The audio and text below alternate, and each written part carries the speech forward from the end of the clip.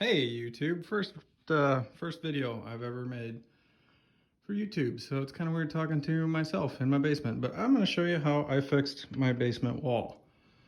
And I thought I'd start with the wall that I wasn't concerned about when I started this project.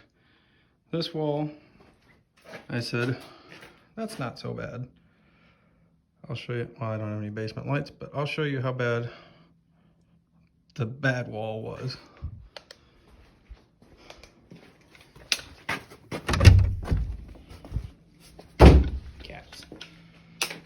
This crack right here was about 3 inches wide, right here, and that bottom block was out a half a block, and I still got blocks on the floor, but I'll show you how I pulled this wall straight and got it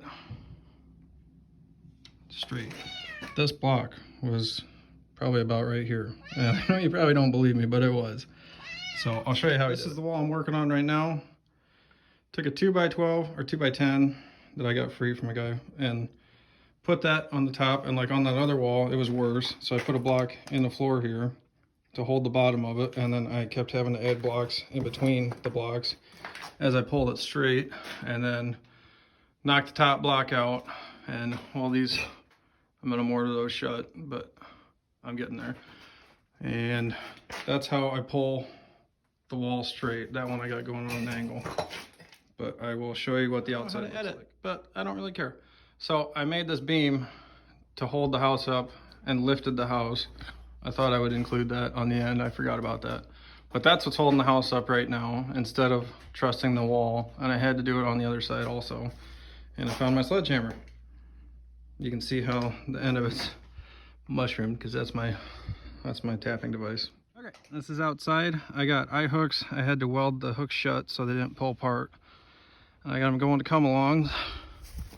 I got that going to a tree to hold it, and pulled the wall straight, and then put some tension on it and just slowly tap on each block with the wood handle of a sledgehammer. I can show you my hammer, it's around here somewhere.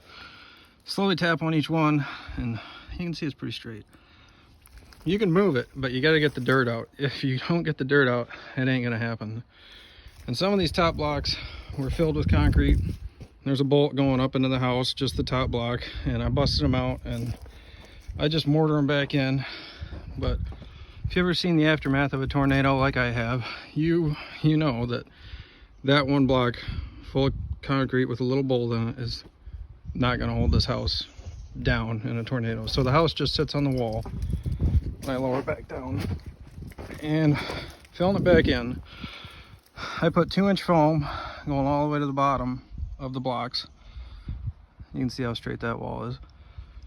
And then I made this trim here, and that goes behind the siding board, and then just push dirt up. And this has been 3 years on this wall, hasn't moved at all. You can see how the dirt's still settling. I got cracks in it, but here's a piece of the trim that I make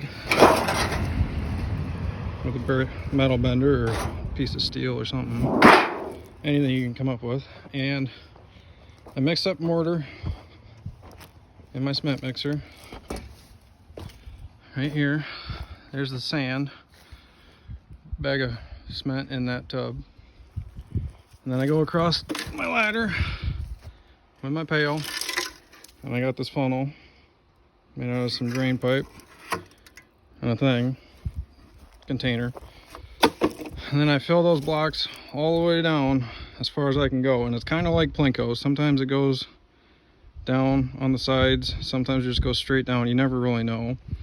And then bend a piece of re-rod down, shove it down as far as you can get it, cut it off, throw a block in, and then move on. But keep in mind, I'm not an engineer, not an architect. I've worked several types of construction, but never this before. I've never seen anyone do this. This is my own idea. Just thought it might help some people. Take it for what it's worth. I don't know anything about the likes, comments, subscribe stuff that everybody else always says. Like I said, this is my first video, but yeah. Tell me what you think. See ya.